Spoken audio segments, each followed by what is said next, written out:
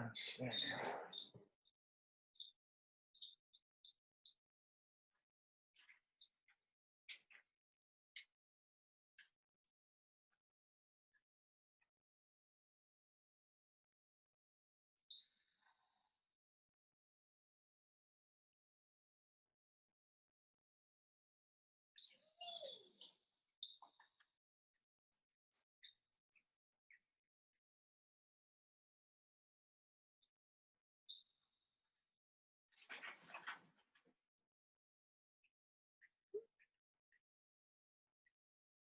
Oh.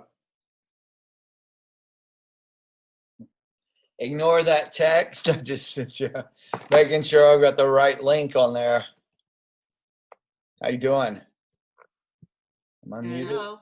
Okay, good. You can hear me? I hear you fine. You look good. You don't look sick. It's a good thing. Well, I show it more in my eyes than Oh, yeah. Put your glasses back on. Yeah. So exactly. The rest of me's tan enough to hide the rest. The healthy glow. Thank you. No, I always show my illness in my puffy eyes. Mm. Let's see. All right.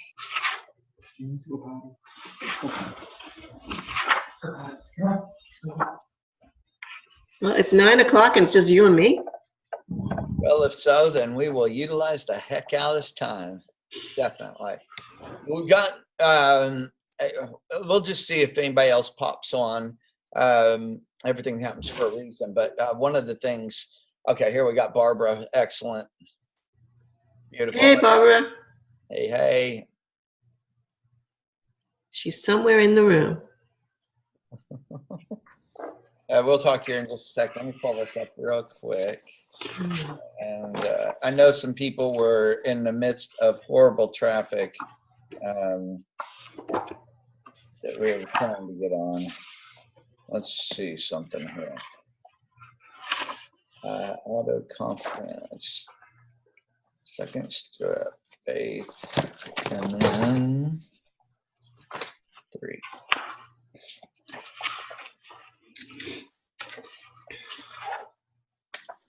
Hey, Paul. Hey, Brian.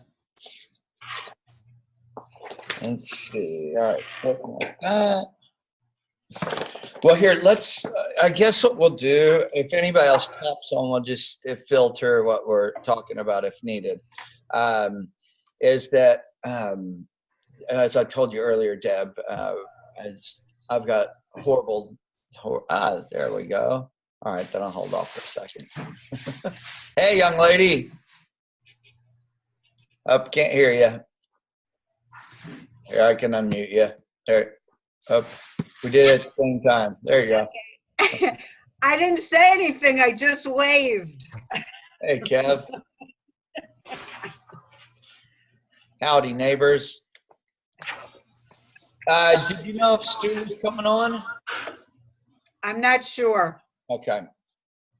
We'll give a couple more minutes. Let me flick through some of these pages real quick. And my other Think and Grow Rich book, thank God I had 2 of these. The one that I was working out of got left in Hawaii. Let's see.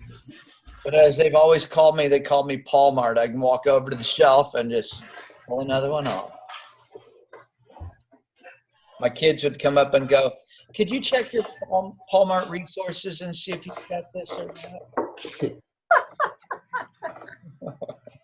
And I would always come up with something. Here, turn this on for a second.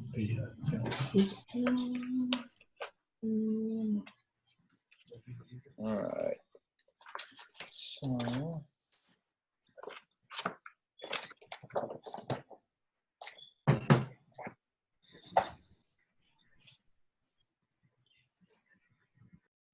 Sweetheart, were you getting on?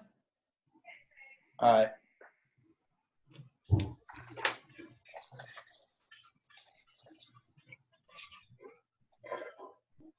All right.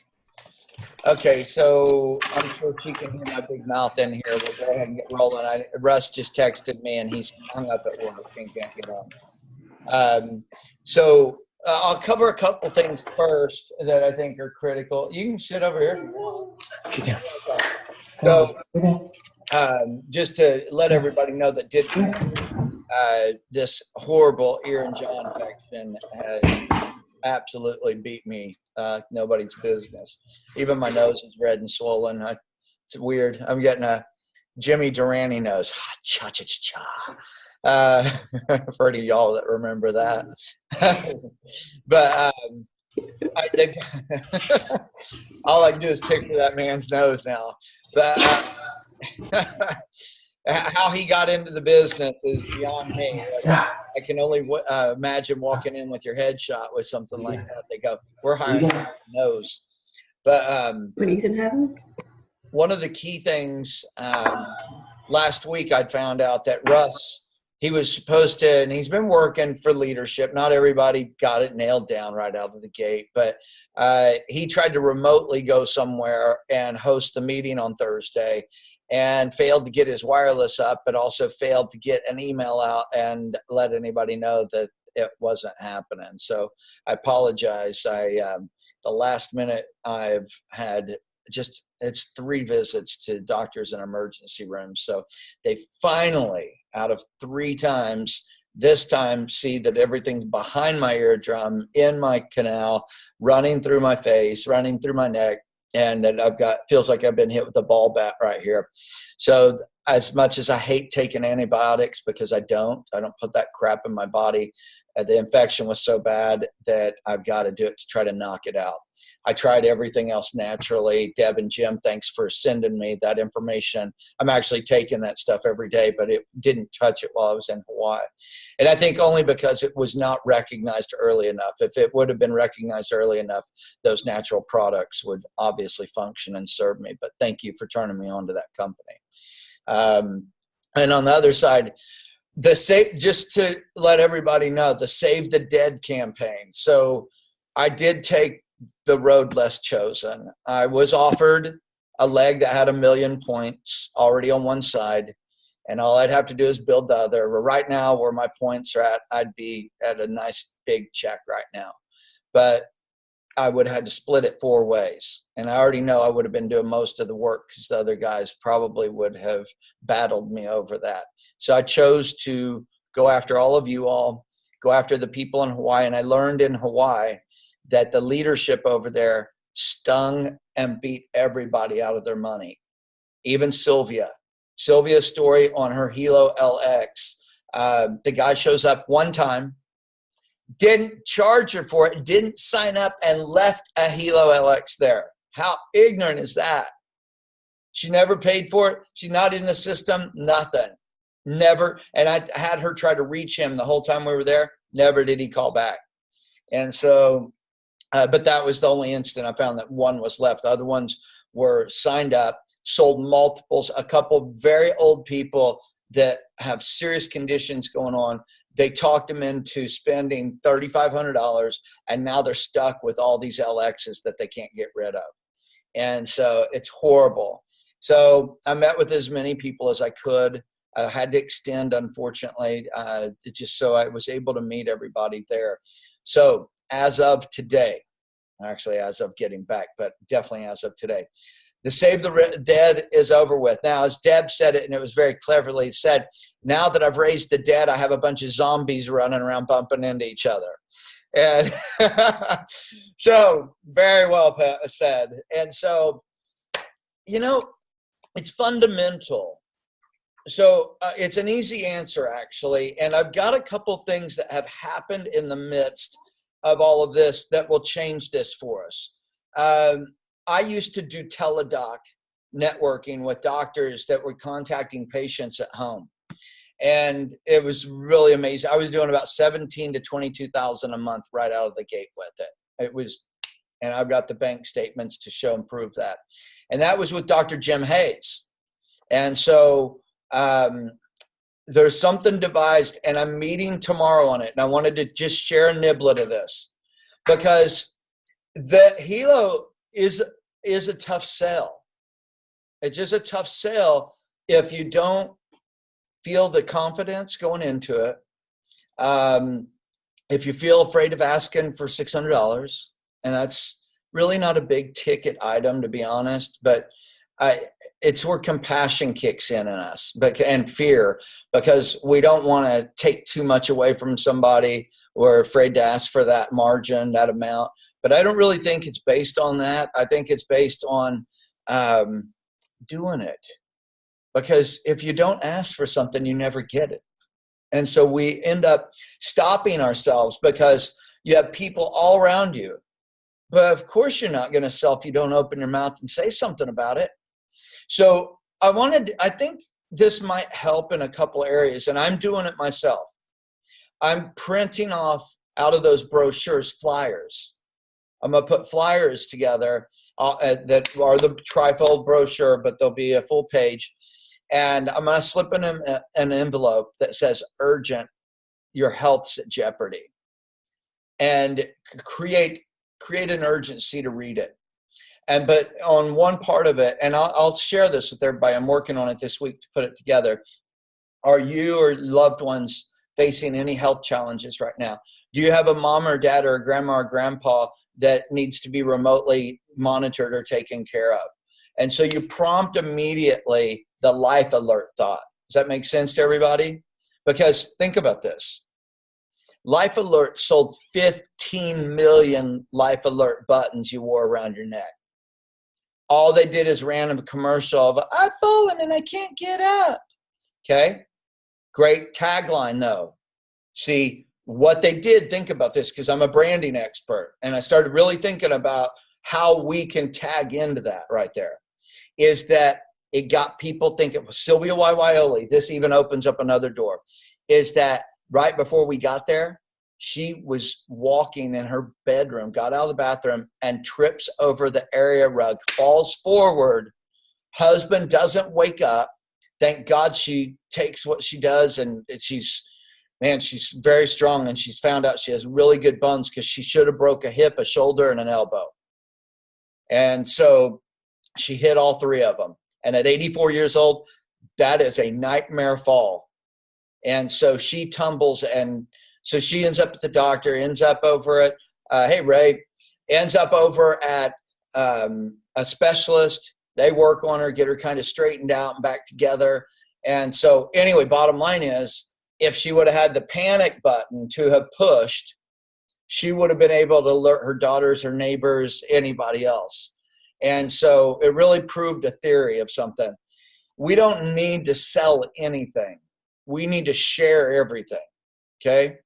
And the BioZins, I'm noticing there's some other things on the market that are similar, but have some different features that actually emit good things to you. And I'm looking at, and they're only $20. So, and they beat the pants off of us. So, and I'm not trying to depower what BioZin is and what it does, but I've always thought the price point was too high. Period. I'm not going to sit here and lie and tell you all something that I just can't in my heart say, yeah, go out and sell these things. There's other things on the market, and I'm going to share some of that. But one of the things I think is important, and I always had in all my network marketing deals, was that I had several product offerings. Just like you and Jim, Deb, you all you're in nutrition, correct? So you have other products because your patients might not just need one specific one. It's not a one size fits all, correct? So I'm the same way. So, and we got to be careful though with this, so we don't cross any boundaries or lines, but I want a whole health business. People need to monitor their health, but what if they do have a health issue? I don't want to lose out and give that money away to somebody else that might put them on the wrong stuff and or not lead them properly at any level and start taking them from money hand over fist. So I want to create something where we've got more money coming in. If somebody doesn't want a Helo, that we get them moved to something else where you do not lose that person. You're capturing them regardless because you have several things that can benefit them.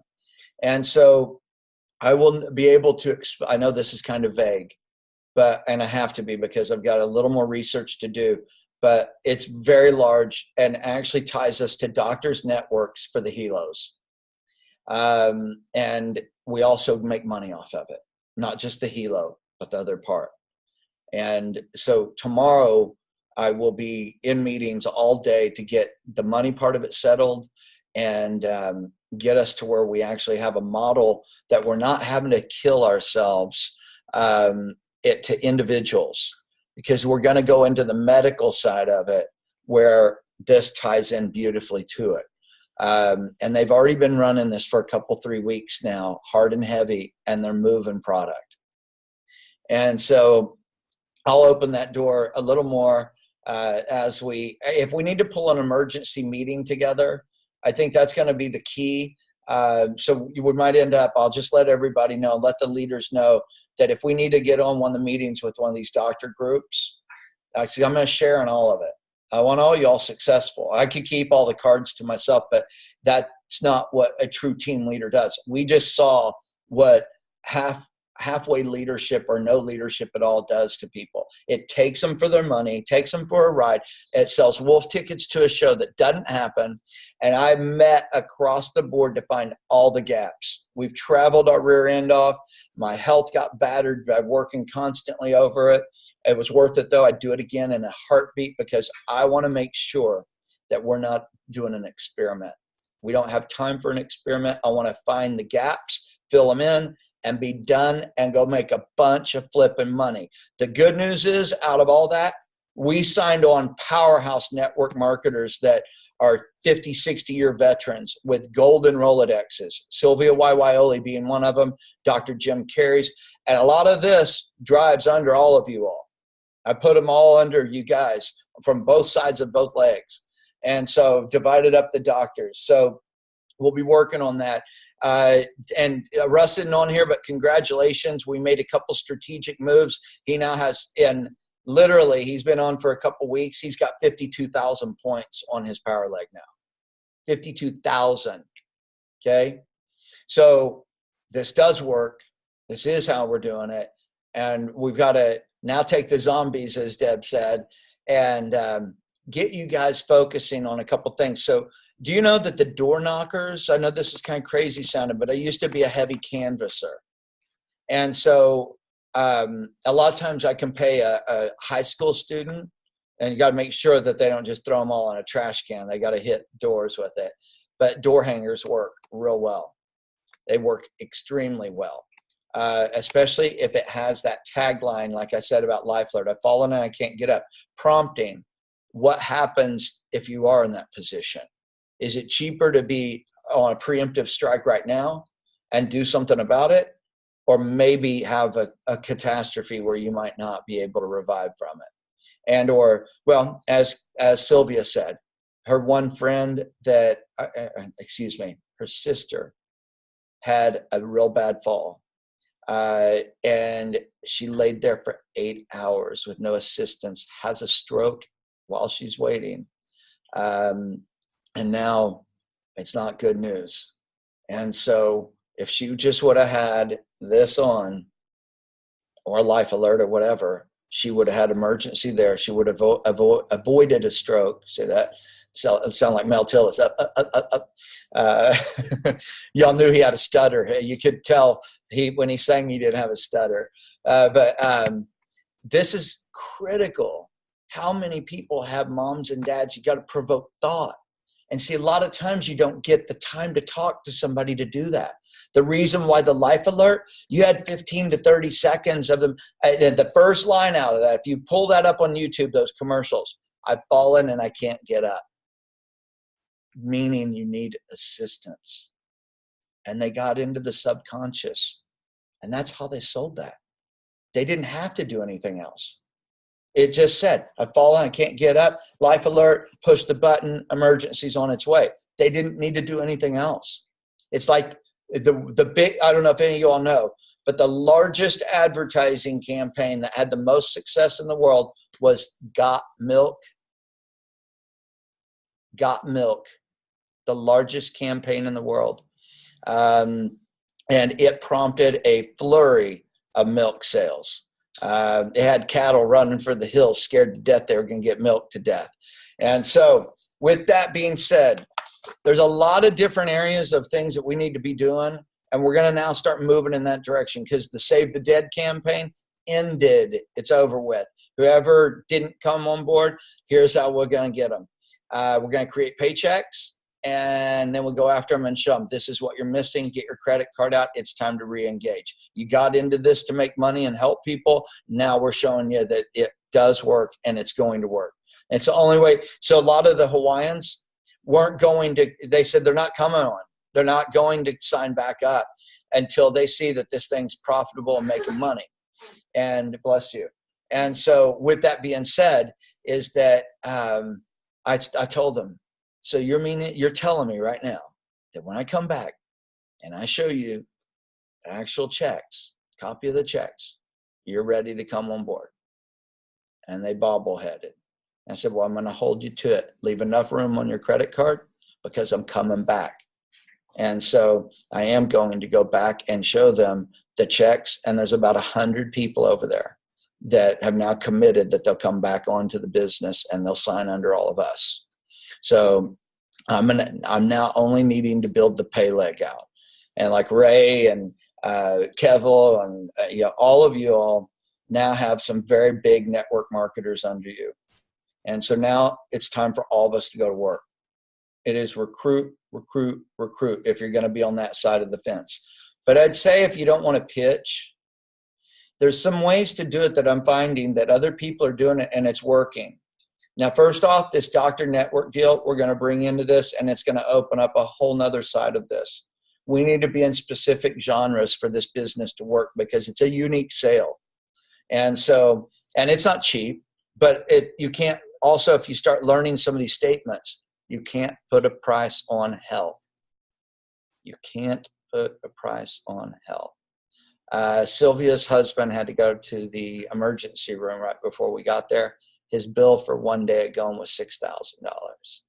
And so it's atrocious what's happening on the medical, insurance, and governmental sides of our life. So with that being said, now we're moving towards the riches. So the Think and Grow Rich workbook. This is where we move forward because I'm going to share something with you. Everything I watch and everything that's in life is behavioral. That's all it is. It's behavioral. Our behavior sets forth what we end up getting in life, good or bad. And so, and trust me, I've learned the hard way. And I'm just not there anymore. I don't have the energy for it, relationship-wise and or money-wise, and both of them combined because they're both businesses. So we went over the second step towards riches was faith the last time, okay? Did everybody get their faith stuff done? Chapter 2 finished? Excellent. Any other bobbleheads? Kevel, did you get yours done? Hope I can't hear you, brother. Hang on. Let me unmute you. Say that again, bro. As much as I could with everything happening. But yeah, I'm trying to keep up with it. Okay, that's good. Hey, that's okay because as long, I understand everybody's busy as heck. So it's not mandatory. It's not Gestapo. I'm not Hitler over here telling you you're going to be on the firing squad now. Try to get as much as you can because here's the thing. There's going to be a graduation of this. And so if you got to do a little catch up and do 2 chapters in 1 week or whatever, because it's a 13-week program. And then we're moving to another one that's very powerful that supports this. Right now, what we're doing is auto-suggestion. And I'm now working on your subconscious mind because your subconscious mind controls 90% of everything you do. And most of the time, we don't even realize we're doing it. But then we'll defend it. We'll say, oh, I didn't do that, da-da-da-da. Well, you know what? In your conscious mind, you didn't. But in your subconscious, you did. And so third step towards riches, auto-suggestion. The actual performance of transmuting desire into money involves the use of auto-suggestion as an agency by which one may reach and influence the subconscious mind. Understand what I just said. It is an auto-suggestion as an agency by which one may reach and influence your own subconscious mind. So believe this.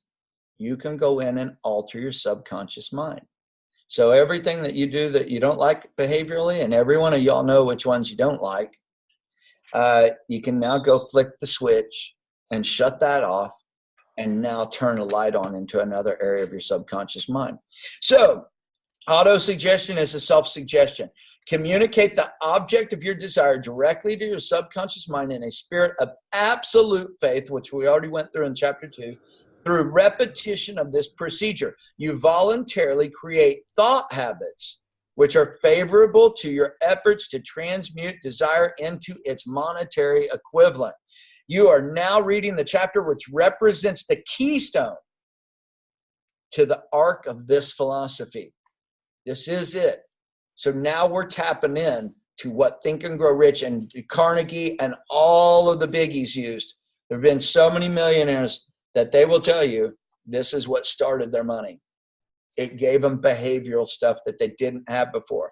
So the instruction contained in this chapter must be understood and applied with persistence. If you succeed in transmuting desire, what's that say? Applied with persistence. If you succeed in transmuting desire into money. Oh, I froze. Oh, there I go. Sorry. So here's what I want you to start doing. How many of you all say to yourselves how much money you want daily? What are you trying to achieve? You got to say it so much that you believe it happening. So is that $1 million a year? Is it 100,000 a year? I say shoot for the stars because anything's possible. You know, Jim Carrey wrote himself a $10 million check for the movie that he would get $10 million for. That movie was the Scrooged one. It was the Grinch, excuse me. And so he made it. He made that happen. And so one of the key things I want y'all to start doing, if you have not written down and you're using them in your bathroom, write down that magic number of what you want to achieve. And if you need to do baby steps, doesn't need to be $10 million. What do you want in the next year? You know, would $250,000 help out? Write down, I will have $250,000 by the end of the year. And that's what you say when you go to sleep hundreds of times. You turn your brain into the delivery system of it. So next page, we are now moving into chapter 3. And I'm always about, because we all suffer from it. I'm strong, but I'll tell you what, I'm weak in areas. I can tell you that right now. And I'm trying to be a better man based on learning from those. Because nobody's perfect. Nobody's got it nailed down as a science. Some of them might look like they've got better things going on, but trust me, that little dark voice is always working against us. The dark wolf is always wanting to fight with the white wolf. So understanding the subconscious mind, dominating thoughts. Through the dominating thoughts, which one permits to remain in the conscious mind, whether these thoughts be negative or positive, is immaterial. The principle of autosuggestion voluntarily reaches the subconscious mind and influences it with these thoughts. So I'll say this. If you've been actually repeating stuff over and over and over and over again for years, first off, write down what actually came from that. Did you achieve any of that? Or are you wanting a husband, a wife, a dog? I mean, it can be really silly stuff because you go, wow, you're starting to think of a dog all of a sudden that you want for your house. And bam, you have a dog. Well, that thought became things. And so that's a simple view of it. If anybody remembers in The Secret, where they said, think of something, and the person thought of a feather with a specific marking on it, and bam, that feather rolled, and that nobody else would recognize, know of, nothing. It was strictly something very personal to that person, and that feather showed up. And it proves the theory of how universally we are tied, that you think it, it will come. And I'll tell you this, and I do not say this with ego. I had the power of it when I was young as a kid. Was it fully harnessed? No, because I didn't know all the parameters based on it.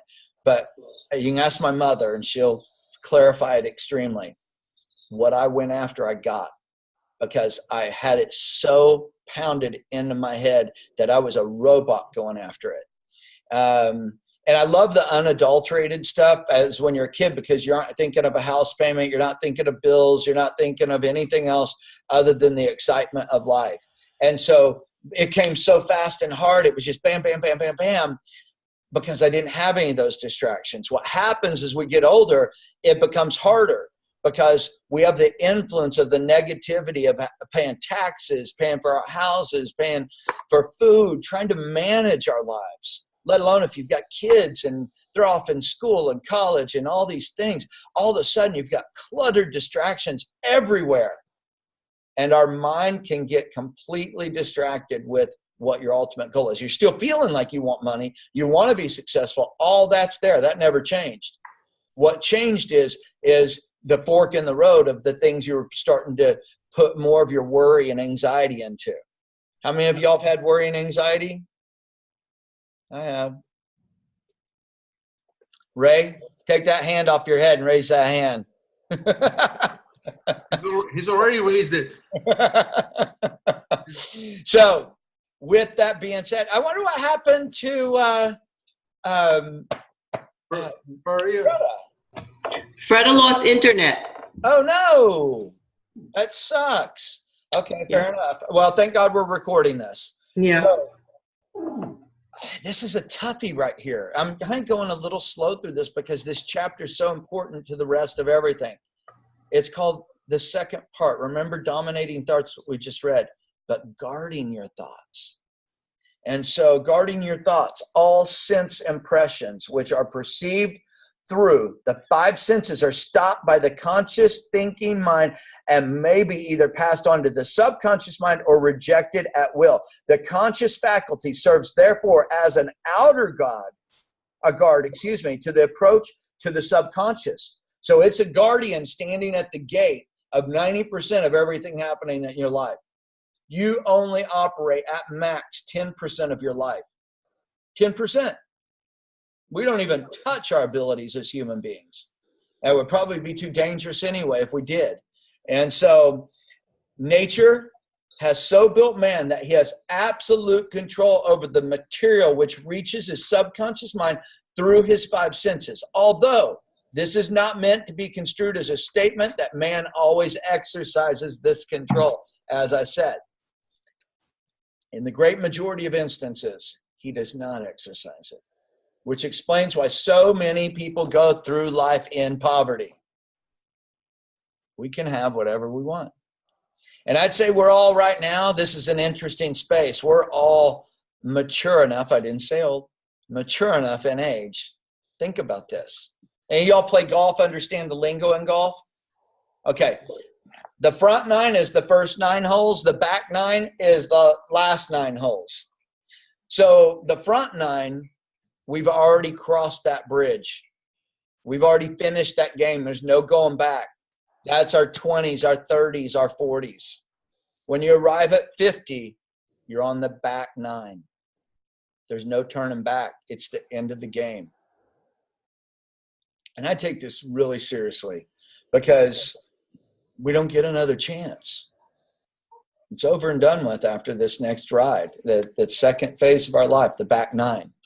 So are you willing to practice your putting, your chipping, your drives? You know, that's the key. And so that's why we're doing this. What we're doing is I'm having you pull your golf clubs out to learn which club to pull out to smack the ball and knock it in a little hole hidden somewhere on a field with a flag hanging out that you can't even see it.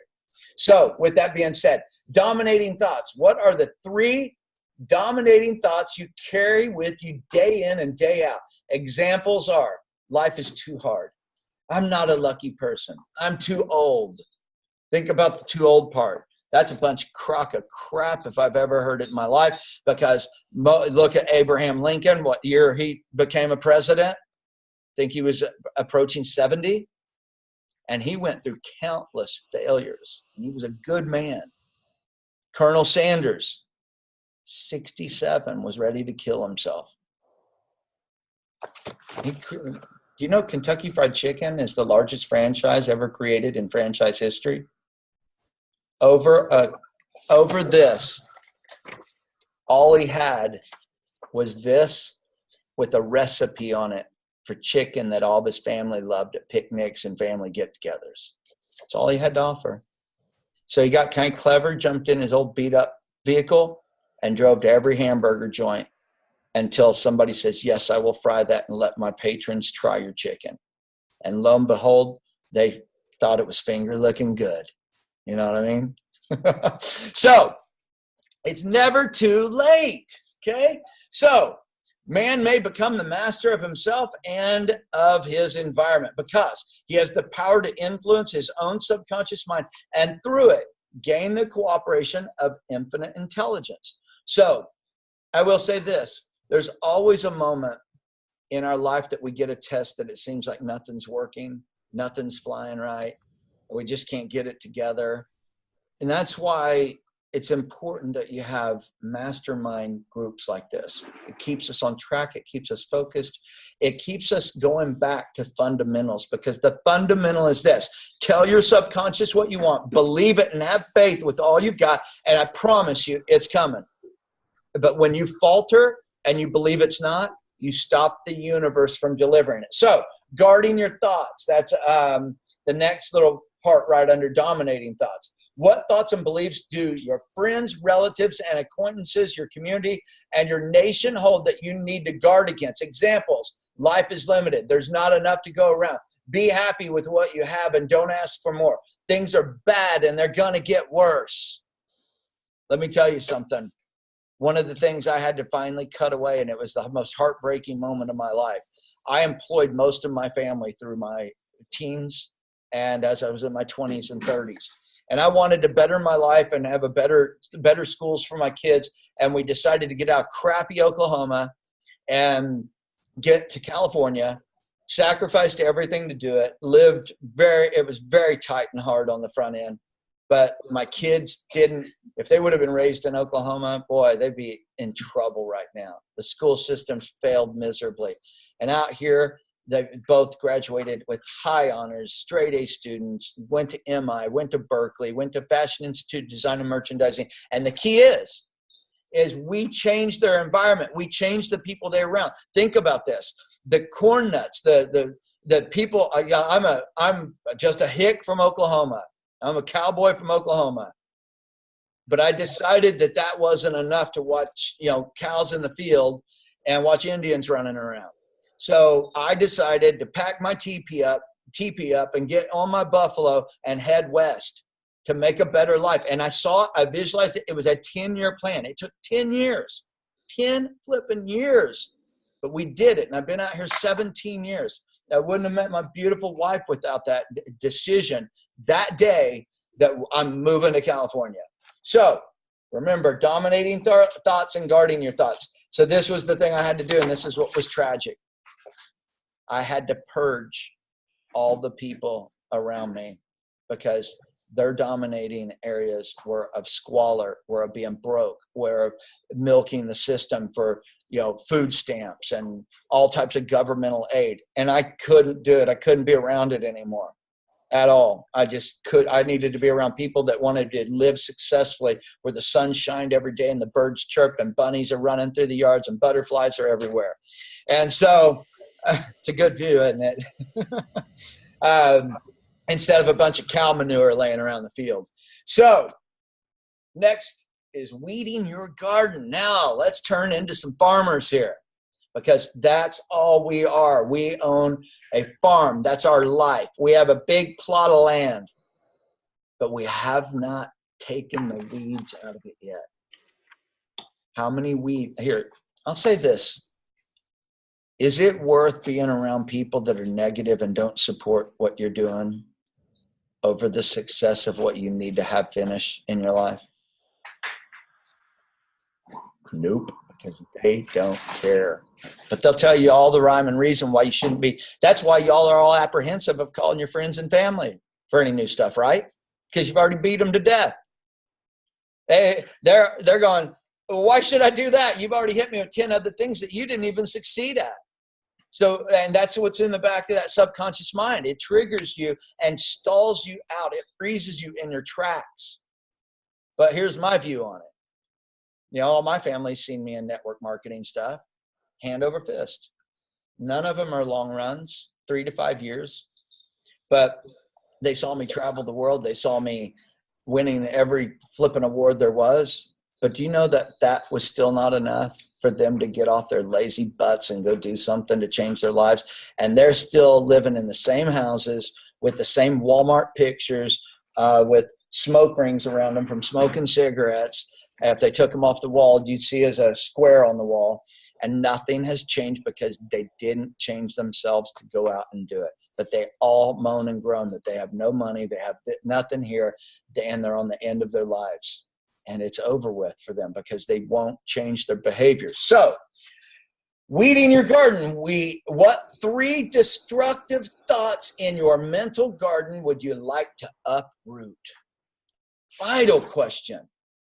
I've even got some myself. I've had so many challenges this last year that I want to make sure my wife and I have a garden that is blooming with the roses and all the wonderful things that my wife dreams of having that I need to make happen for us. So I'm weeding my garden right now.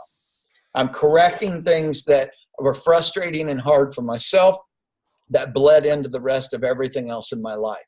So what is happening in your life? What are you bleeding onto your husband, your wife, your kids, your mom, your dad, whatever it is, because of dominating thoughts?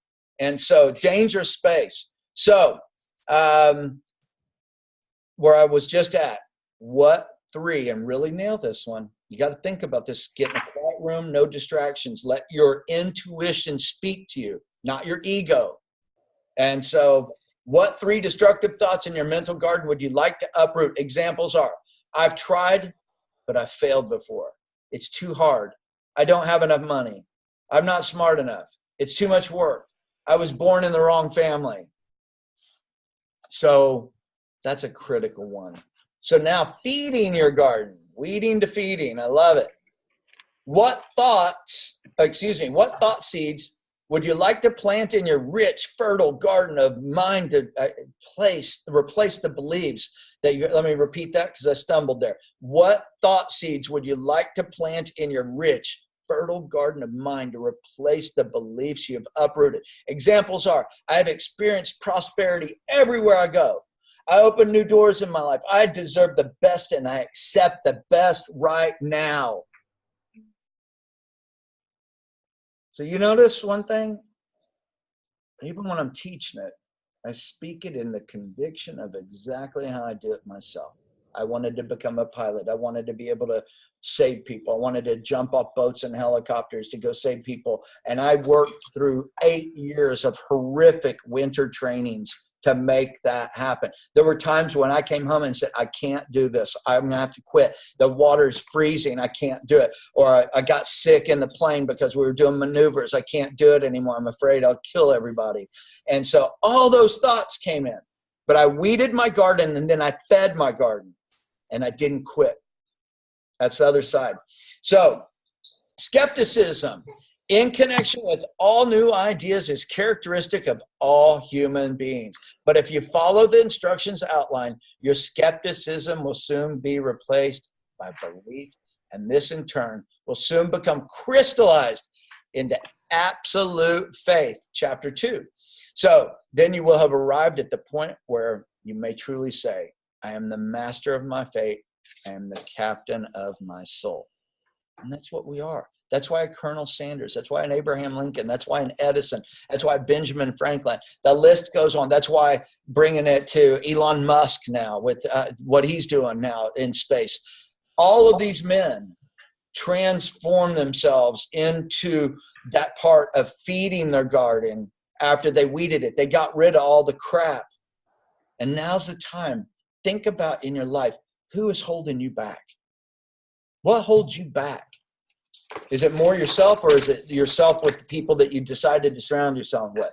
So understanding the subconscious mind. Now understand, at 18 years old, and this is why I became a life coach and a motivational speaker, but I also led crews in horrific, damaging storms to rebuild people's lives. It was all psychological.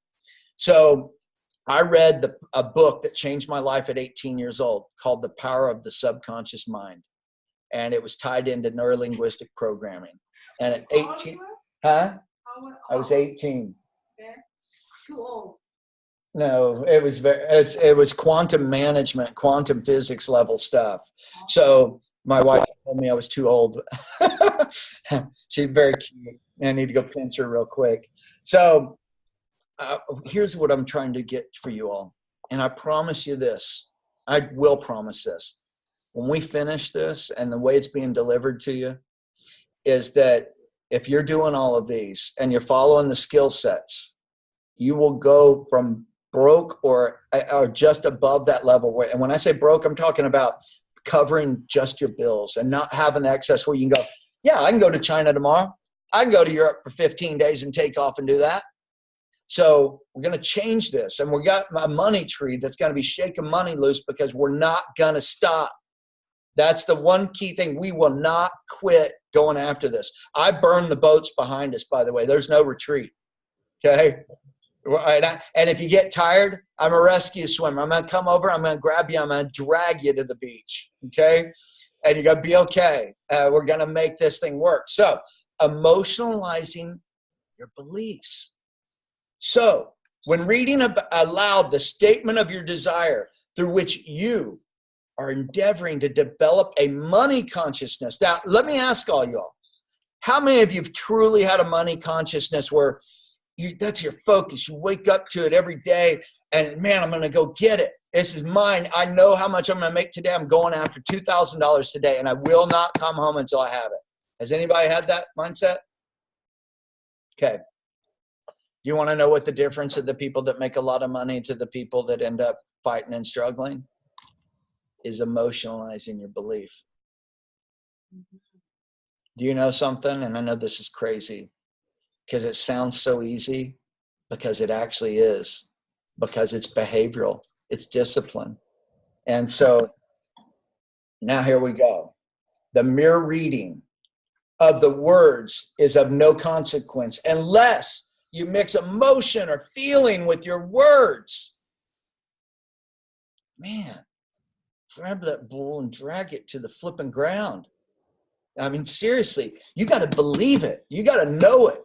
See, I know one thing. My wife wants a gigantic flipping house. She's already defined how she wants it to look, and she's not going to be happy and think that I'm worthless if I don't create that at some point for our retirement and our life, for our future, let alone with properties around the world. I want to have that for her. That's what she visions, what she wants. That's what she needs.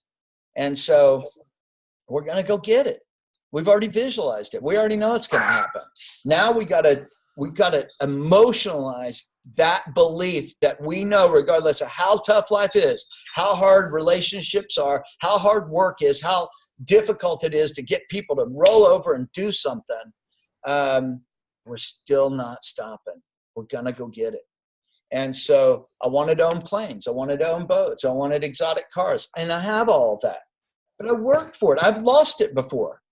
I've worked hard for it, and it will come, I promise you. So with that being said, unless you mix your emotion or feeling with your words, and if you repeat 1,000,000 times the famous Emile Coué formula, day by day, in every way, I'm getting better and better. And without mixing emotion and faith with those words, you will experience no desirable results. So I'm going to tell you something. If you do this in the morning, and if you repeat it, I'm going to tell you right now, and I'm giving you all a chance to do something. I want you to tell me if it works or not, because I know it's going to. If you will lay down in bed 50 times through that night before any other thought hits your head, is that day by day, in every way, I'm getting better and better. The cells of your bodies change just saying it. They do. If you were able to see them in a microscope, from if I said, day by day, my life is getting crappier every second I'm alive. All my cells are going to be all over the place, confused. They're the zombies, Deb, running around bumping into each other. But when I say day by day, in every way, my life is getting better and better and better and better and better every single day. Man, I've got all my cells jumping. Yeah, let's go get it. Let's do this thing. And that feels good. It releases endorphins. Okay, see my cells changing? You can see it in the color of my skin. They got alive. They invigorated. They're jumping for joy. They're doing backflips and cartwheels. So, without mixing emotion and faith with your words, you will experience no desirable results. Your subconscious mind recognizes and acts upon only thoughts which have been well mixed with emotion and feeling. So you don't get up in the bathroom in the morning and you're all groggy and going, gosh, who's making the coffee this morning in every better way and someday and You got to go in there and wake up. Do you know something? This is something that Tony Robbins does it, but a lot of other very brilliant people, they have lap pools in their house. And so they can, they jump in, I think it's 59-degree water. They swim in that water. So that's why cold shower over a hot shower is important, because it wakes up things that won't wake up in a warm, hot shower. In fact, look that up. I'm not going to give it away. I'm going to give you a little homework assignment. Go look up the importance of that cold shock in the morning. It's a game changer. And there's people that live it. Now, I know it sounds crazy as heck, but I promise you one thing. I've jumped in cold water like a flipping polar bear. And it does wake you up. It will ignite things that you've never been able to have before. So the fact, excuse me, let me make sure I didn't get too far over myself. This is a fact of such importance as to warrant repetition in practically every chapter, because the lack of understanding of this is the main reason the majority of people who try to apply the principle of auto-suggestion get no desirable result. Plain, unemotional words do not influence the subconscious mind. You will get no appreciable results until you learn to reach your subconscious mind with thoughts or spoken words which have been well emotionalized and believed. So here's what I'm going to expect now, okay? Hey, I want to see all y'all successful, and I've got a plan. I worked my ever-loving butt off, collapsed twice. My wife, thank God she was by my side, helped me to not hit the ground and bang my head off of hard rocks. Emergency wheelchaired me back to my room. I didn't go to the hospital. I went straight to my room, went to bed. I used my Helo for my stats. I even told them when they're all hovered over me in the middle of the restaurant, embarrassing moment, 9 o'clock, full of people, and bam, I hit the ground. And so there I was. The moment happened. I lost full motor ability to take care of myself. And it goes to show you, maybe there was a chance I might not have woken up at that point. So it's fragile. There I was on a great date with my wife. We're going to go to dinner, and bam, I'm done. So it's scary. That's a wake-up call. It charges me up because I know it can go like that. And so now let's flick the page. Let's see what we got here. Let me go ahead a little bit because I can move a little faster. I'm just really, you're going to understand when we get to 5, 6, 7, and 8 why 3. Well, 2 and 3, okay, we're almost done with that. So it's just absolutely critical that the faith has to be there, and then the weeding and the feeding of your garden. It's very simple. Most people, when they read Think and Grow Rich, if you've read it as a book, and I'm real good at reading, I'm real good at figuring stuff out, it was hard to figure out all of these little things. It's all there, but these guys were genius that pulled it out. And this is how we can go get it immediately. So look at the following affirmative statements. Find the one that excites you the most, beginning day until your definite date. Repeat the statement 100 times each day. So I said 50 times in the morning, 50 times at night. And I promise you, your world will change based on it. And so you want to fix a definite date, though, 100 times a day. In the beginning, the statement may sound like you are mechanically repeating words, but If you persist, you will find that your feelings will become engaged and they will no longer be words on a page, but rather they become your emerging words from your very being, your very soul. That's your subconscious. It becomes you. Why do you think I became a motivational crazy? Because I kept saying the same thing over and over and over and over and over and over and over, and I have become it. And I can turn it on like nobody's business because it's mine. I own it now. And that's what I'm getting you all to do. You're going to own it. When you make comments that I can't sell like you, I don't want you to sell like me. Don't ever sell like me. Sell like you. You're not trying to duplicate anybody. You're your own unique you. Find that. Find it. I've always said this. I've run into some salespeople that were the complete opposite of me. They were almost asleep to me. And they sold just as much as I did. It was crazy. It always blew my mind, and it showed me something. You don't have to be a crazy like me to go out and sell the world.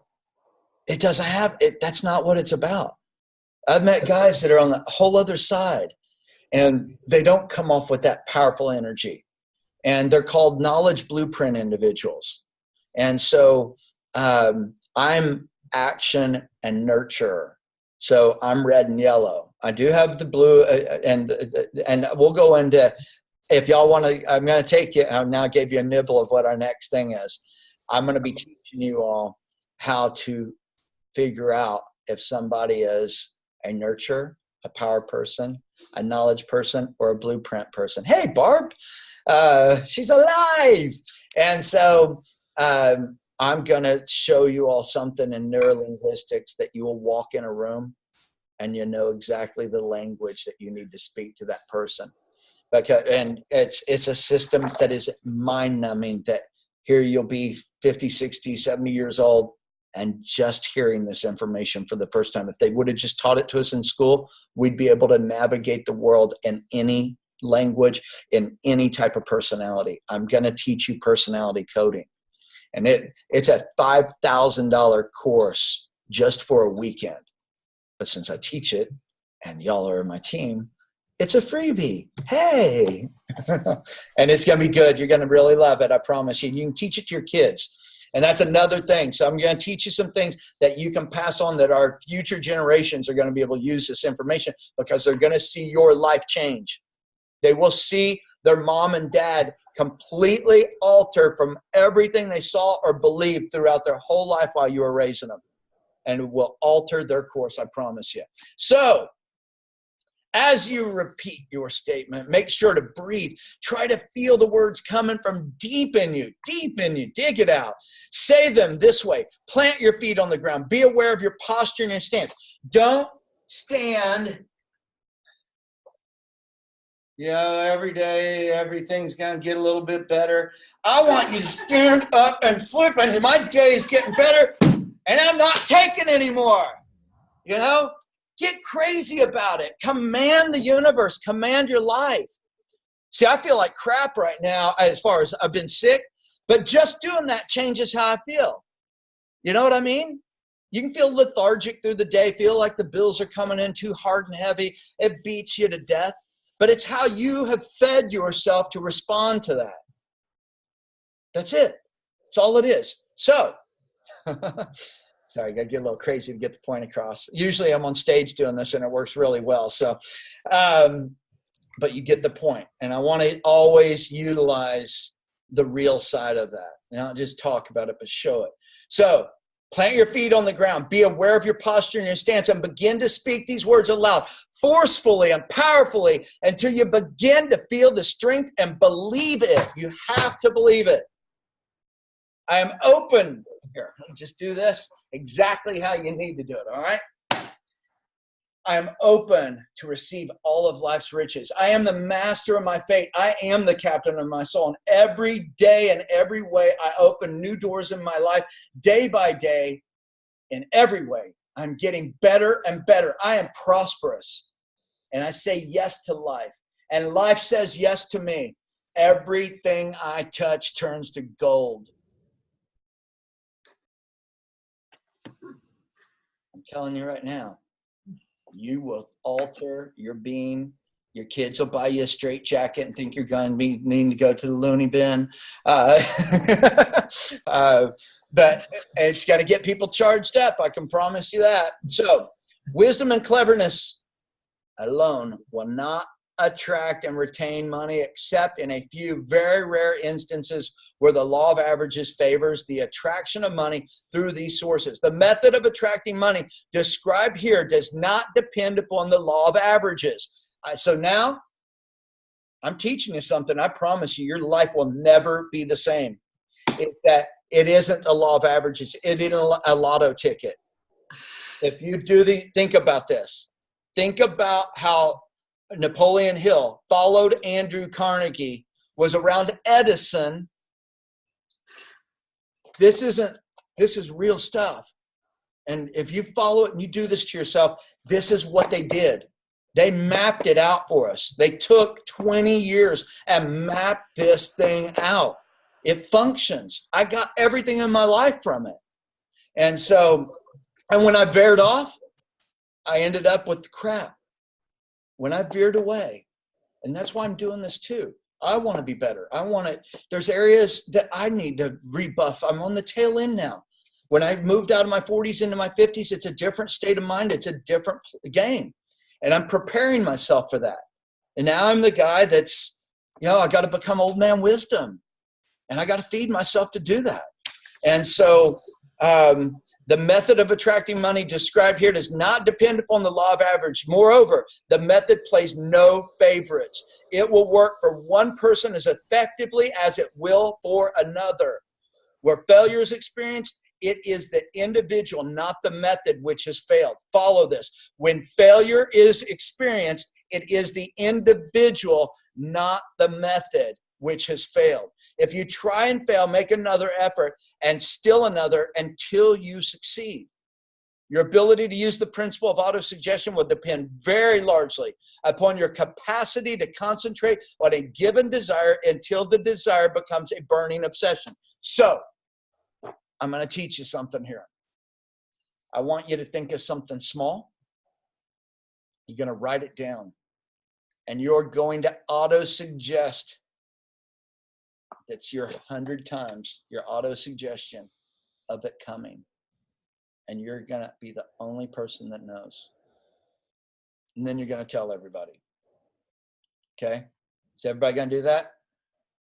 So tonight, while the fire's burning hot, and your head's in this game, you're going to write down something.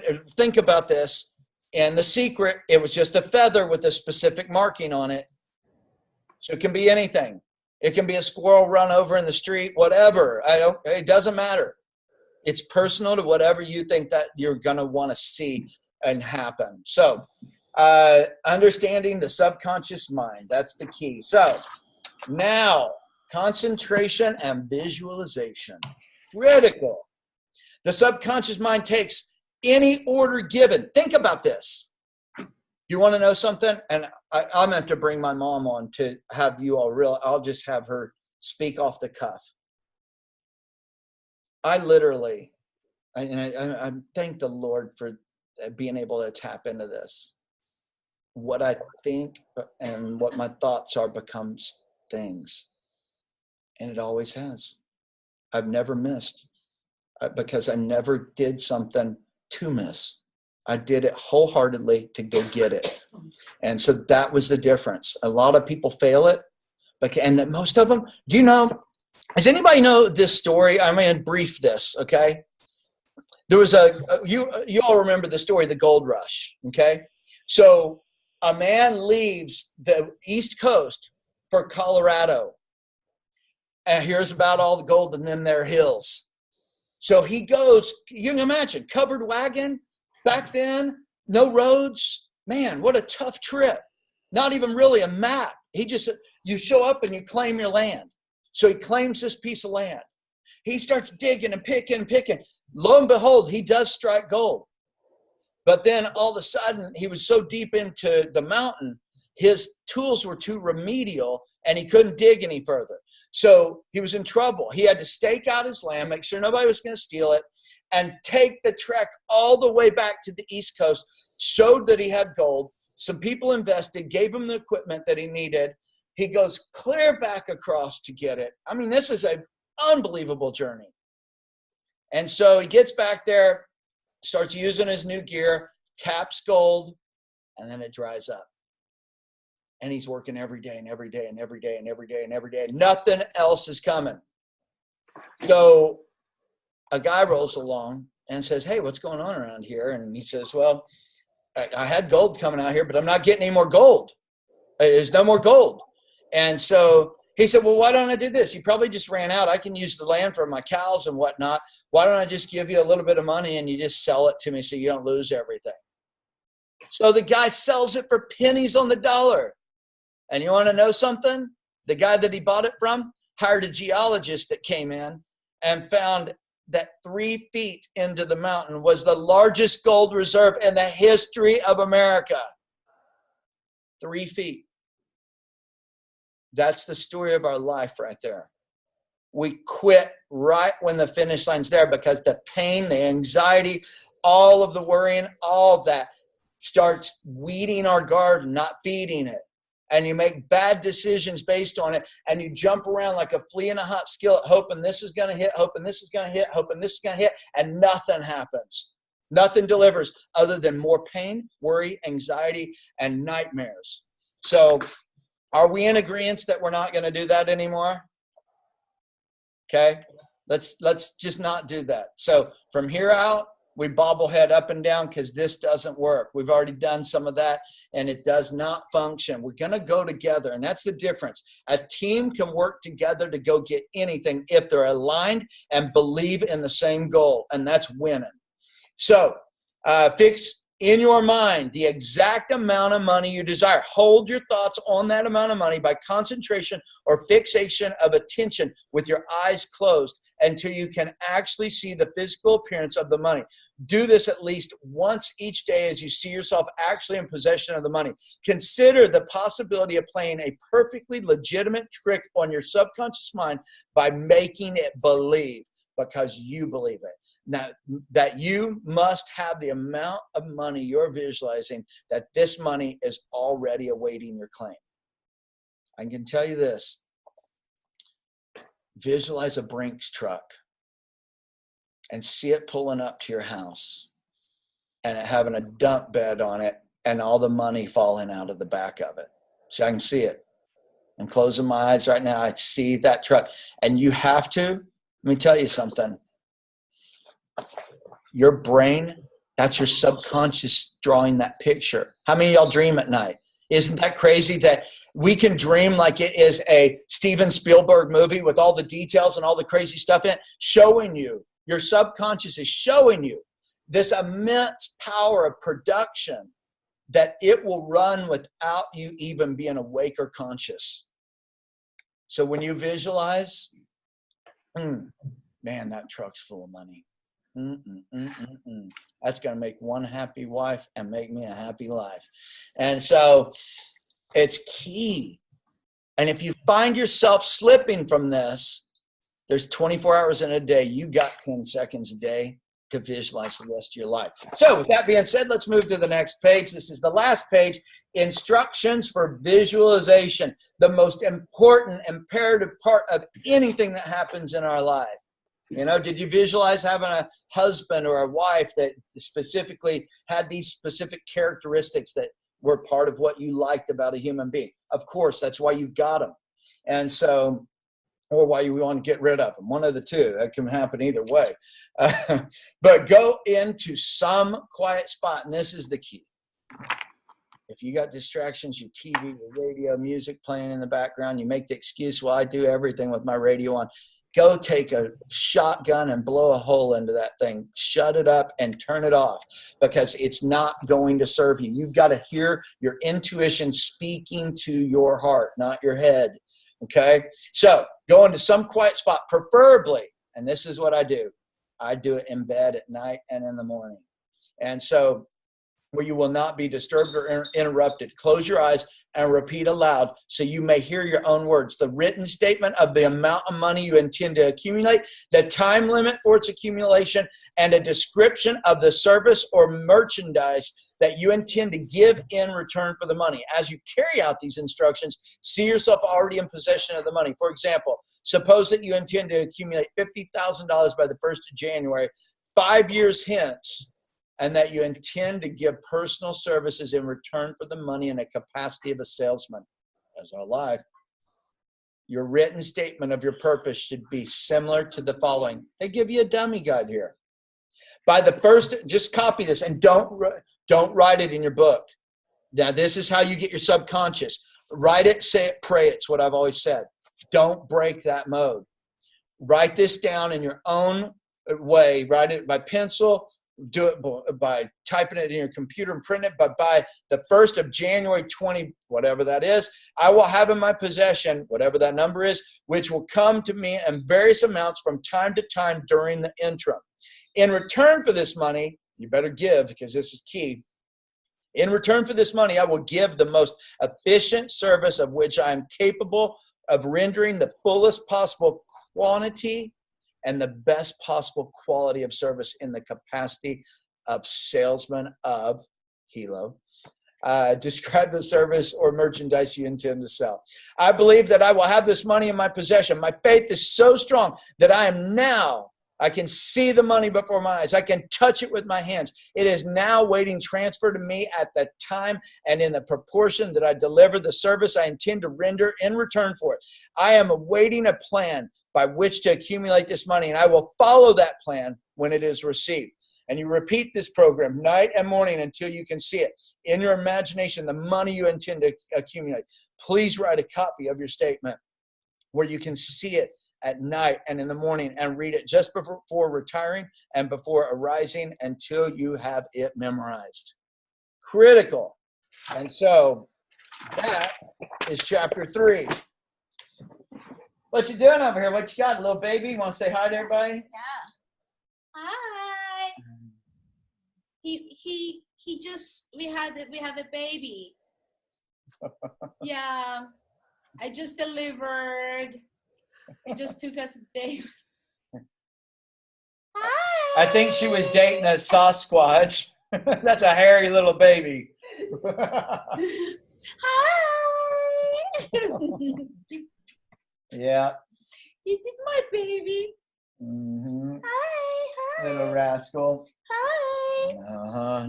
There is somebody loves her. Right, Kevo? No puppy chow. So with that being said, thank you Have for a wonderful day. She was over there working on it. I think she was dating a Sasquatch or something, because that was or werewolf. It had to have been a werewolf. But does anybody have any questions? Any reflections? Anything to add? Anything to take away? Kevel? Yeah, I have a few things to say. Cool. I like it. Well, all this thing, I'm sure the other people listening have also done or have come across some of the things or all the things that you said, right? But I think the key is basically, it's not knowing it. Like, knowledge without practicing means nothing. Period. I knew all of these things, or most of it, and I've practiced a lot of these things for over 20 years now. And I can attest to the power of like Anahit knows, the affirmation every day in every way, I am getting better and better. I've said it so many times that I feel like when I hear it somewhere, I feel like somebody's saying my affirmation, because it's become part of my subconscious now. I must have repeated that without any exaggeration. I must have repeated that at least maybe 10,000 times or more. There were days that I would actually, like, the story of my life is a little bit different. I had to struggle with depression and anxiety. People have different struggles in their life. So for me, I can honestly say that I was able to change my state of mind from negative thinking to positive thinking. And even though I'm 50, maybe I haven't done other things in my life, but just to overcome that natural state where I'm more or less during the day, I'm a very positive person, and people tell me at my work, my friends. And I can attest that these affirmations had a huge part of it. I can vouch for the fact that there were times where the negative thoughts, this was about maybe 18 years ago in 2000, I actually wrote journals of how I felt. And during those times, the only thing that kept me up, like I felt like I was drowning, like there was a black cloud of depression, whatever you want to call it. It was literally swallowing me up. And the only thing I had was these affirmations. I had read a book at the time. The Instant Millionaire was the name of the book.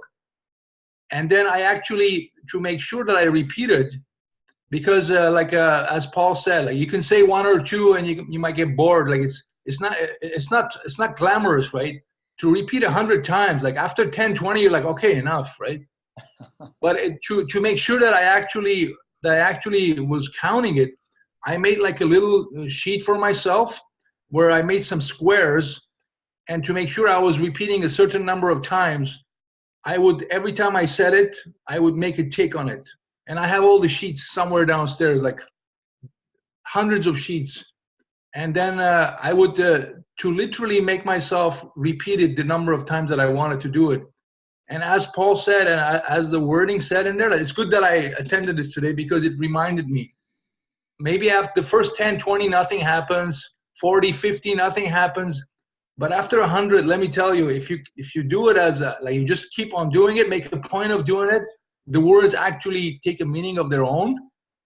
I just remember, but you have to do it. So basically, it's almost like discipline. You got to push yourself, but at a certain point, the words become like they become their own. You know what I mean? They take life, if you will.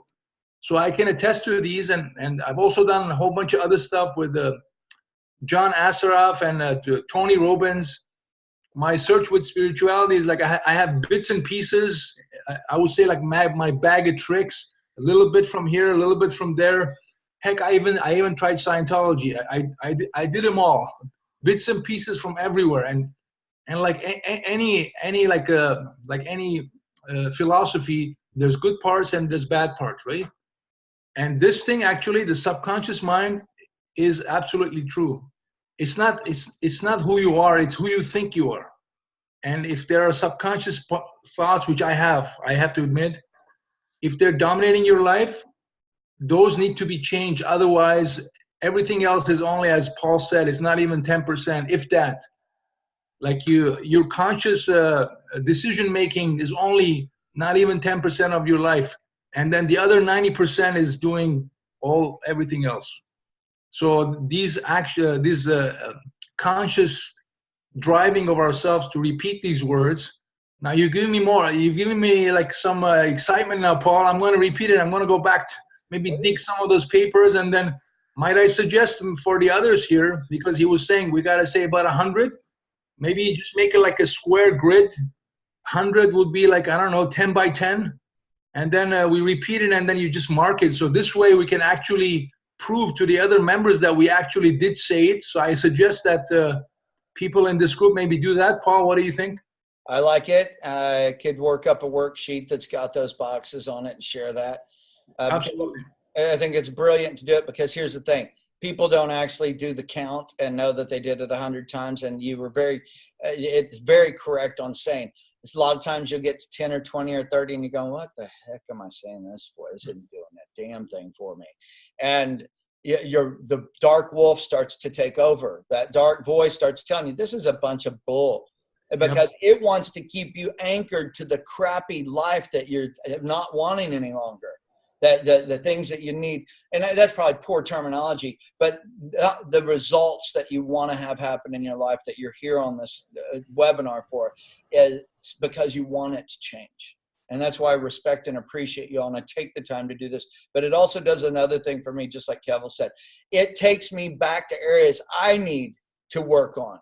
Because I'm human too, and I screw up and do stupid stuff, and it just the dark wolf to the white one, and it's back and forth, and we battle that every day. This isn't a permanent fix. This is just something that if you do it daily, it's going to be way better. It's going to be way bigger, and you do take it on as a being, and it's really exciting, because I didn't think about it. I was full of energy as a young guy. But until I got around and started practicing all the behaviors, it wasn't in line. I just became it because I kept repeating the same thing over and over and over. So without further ado, Keval, thanks. It's getting late on the East Coast, so I know that everybody's wanting to drop out. So I get all charged up. I could stay up all night talking about stuff like this because I'm excited for you all. I'm excited for us, and I know what it's going to do. And so any assistance that we can use, Keval, if you can find those sheets, very, very happy to be able to use any of that. That would be wonderful. If anybody wants to jump in and help, let's put stuff together that's the roadmap to success for our lives, because we're going to recruit other people and they're going to need this help. What I'm also teaching is how you all can teach your teams and people all of this too. With that being said, tomorrow we do have our opportunity meeting. I will not be, regardless, right now, by the way, I hear nothing from this side. And so, it can send your mind into panic mode like nobody's business. But you all are what keeps me powered up and keeps me moving forward. We're back. I've got new stuff that I'm going to be bringing to the table that is of tremendous value, tremendous value. So we're going to start selling some helos, but we got some other things that I'm going to bring to the table that are going to help stimulate not just that, but another part. Because I always believe in one thing. You better have a couple, 3 irons in the fire if you're planning on going wealthy. Because if something shifts, let's say the company goes down. Let's say Fabio Aldi dies. Think about that. Where are we at that point? So I've got some safety nets that I'm installing and building that I've been working on. And then we are going to jump full bore. So Save the Dead campaign's over. Welcome zombies. I think you're not bumping into each other anymore. I hope not. I know it's confusing, and I know it's a pain in the rear end to be at our age right now and seem like you're in high school again having to do homework. But here's the thing. If they would have got off their rear ends back then when we were in junior high and high school and just taught these values, we'd already have it nailed down. So now we're having to do it ourselves. Our schools failed us at giving us the right tools. Not teaching us about mortgages, balancing checkbooks, doing all the fundamentals of life. They taught us about a bunch of stuff that didn't have a lot of meaning. Because here's the thing. What good is it teaching me right now that George Washington had wooden false teeth? It didn't really serve me. With that, mwah, mwah, mwah. Barbara, Jim, Deb, Keval, anybody else that was out there. This is recorded, by the way. I've been throwing stuff up. Bride's there. Hey, I saw the hand. I have it up on the YouTube channel. This will be up. And so if any of your people missed it and they need to get caught up, it'll be on there here in about an hour. With that being said, Keval, thanks for sharing the insight. It was good. And you all have a beautiful one. We'll see you tomorrow. I've got to go find the wolf man that's been dating my wife. And y'all take care. Have a good one. Bye-bye.